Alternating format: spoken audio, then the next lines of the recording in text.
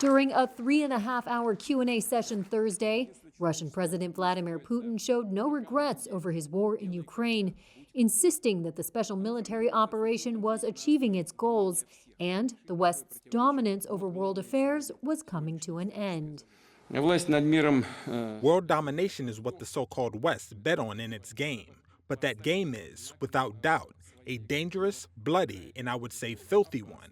It's one that denies the sovereignty of countries and nations, their distinctiveness and uniqueness, disregarding the interests of other states. Taking questions from audience members who lavished him with praise. You have a lot of supporters and a lot of lovers for Russia and mainly for President Putin. Putin hardly mentioned Ukraine, instead railing against the West. The Russian president appeared confident and relaxed, a marked contrast from stiff, formal, and uneasy public appearances early in the 8-month-old war that had drawn questions about his health. Putin said liberal Western leaders had undermined traditional values around the world and forecast an unpredictable and dangerous future. Мы стоим на историческом рубеже. We are standing at a historical frontier.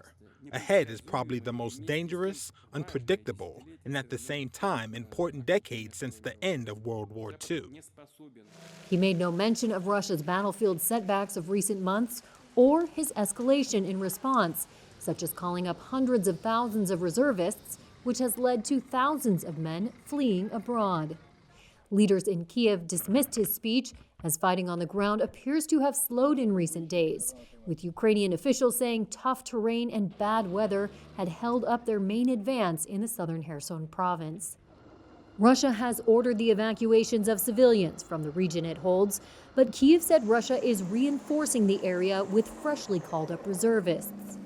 Putin on Thursday repeated Russia's latest allegation that Ukraine was planning to use a so-called dirty bomb to spread nuclear material, which the United States, Britain, and France have called transparently false. Meanwhile, Kiev said Russia was pressing ahead with a campaign to destroy critical infrastructure ahead of the winter with drone and missile strikes.